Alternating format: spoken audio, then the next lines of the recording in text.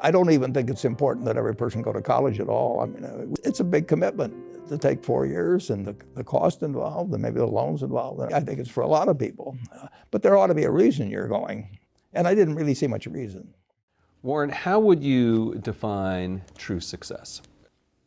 Well, I've said many times that if you get to be 65 or 70 and later, and the people that you want to have love you actually do love you, you're a success. I've never seen anybody that reaches that age. I mean, I'm not talking about somebody that's in extreme poverty or pain or something, but I've never seen anybody that, if they have a lot of people that love them, that is other than happy. And I've seen some very, very wealthy people that they give testimonial dinners to and name schools after and everything. And nobody loves them, you know.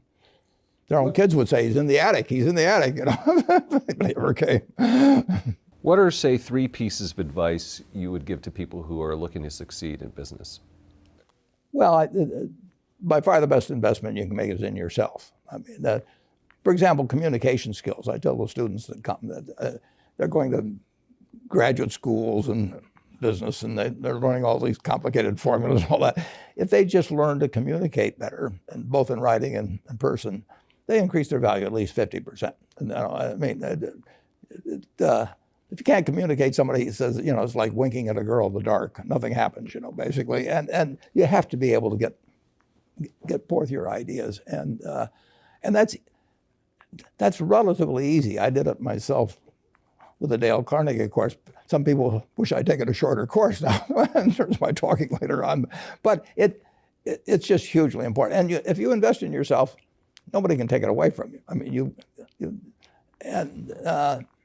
the second thing, which I'll get a certain criticism for not living it, but I do tell those students, you know, that if I gave you a car and it'd be the only car you get in the rest of your life, you take care of it like you can't believe. Any scratch, you'd fix that moment. You'd read the owner's manual. You'd keep a garage and do all these things. And you get exactly one mind and one body in this world.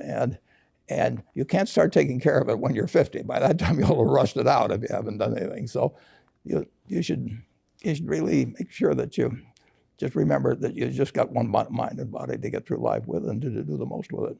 What about life advice? Well, life advice is, you know, the most important thing, aside from the things I've talked about already, is really who you associate with. You want to associate with people that are better than you are. I mean, basically, you'll go in the direction of the people that you associate with, and you want to have the right heroes. You want people, if you want to emulate somebody, you better pick very carefully who you want to emulate. And when, obviously, you can't pick your parents. They're going to have an enormous influence on you, but you don't get a choice on that. But you get choices as you go down the line, and who you admire, who you want to copy, and the most important for most people in terms of that decision is their spouse. It's also important in terms of a partner in business, but the partner in life is the most important one. You want to pick a spouse that's better than you are, and then he or she, and you hope they don't figure it out too fast. Great. Biggest mistakes people make when investing? Well, they try to, they just don't realize that all you have to do is just buy a cross-section of America and then never listen to people like me or read the papers or do anything subsequently. They think that because you can trade, you should trade. You buy a farm, you buy an apartment house, you can't resell it tomorrow, and you know the cost of moving around. Now you get something handed to you, liquidity, you know, which is instant. You can sell, and the cost of doing it are pennies, you know, compared to other kinds of investment activity. So because they can so easily move around, they do move around, and moving around is not smarter than investing. You have a pretty cool morning routine regarding what you have for breakfast and how prosperous you feel. What is that? Well, I now actually send somebody over to McDonald's usually to get me something. Since the publicity I got from earlier describing my habits at McDonald's, I now have somebody go in the office, but that was more for entertainment value. I actually eat exactly what I like to eat. If I liked it on my 6th birthday, at my 6th birthday party when we had hot dogs and hamburgers and Coke and ice cream with chocolate. I still like it. And I don't care about anything subsequently. I discovered it all by the time I was 6.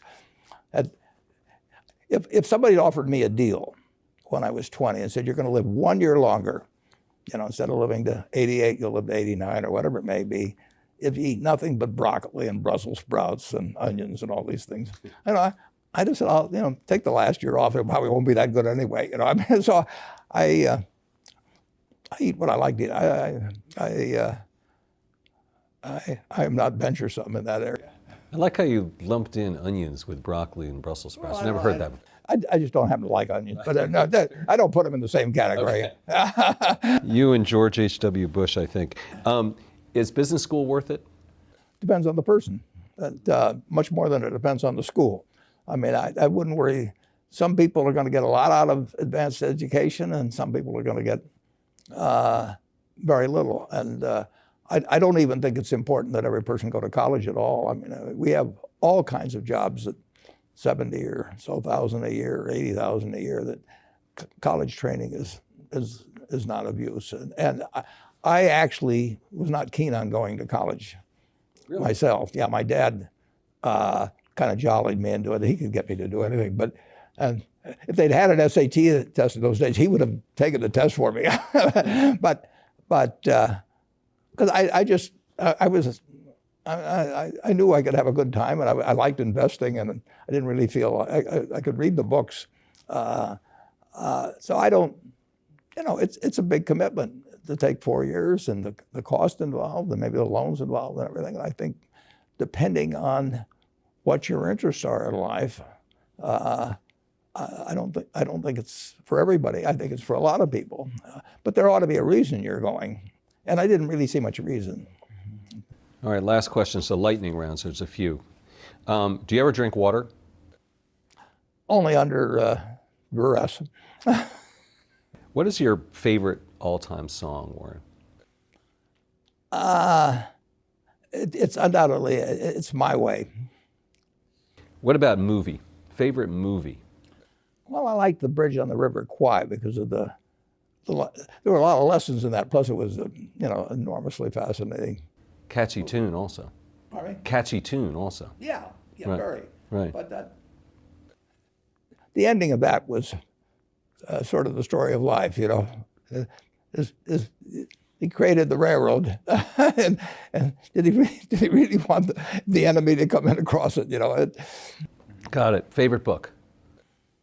Well, the favorite book from an the book that had the most impact on my life was The Intelligent Investor by Ben Graham. I knew you were going to say that. Favorite TV show? It's probably going to be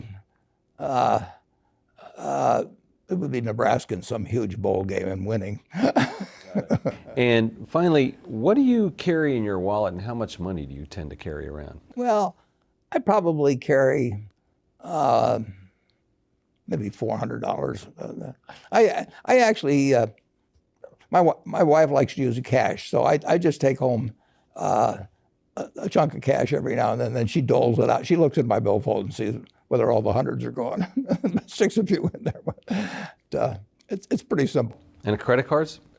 I've got an American Express card, which I got in 1964, but I pay cash 98% of the time. If I'm in a restaurant, I always pay cash. It's just easier. Warren Buffett, thanks very much.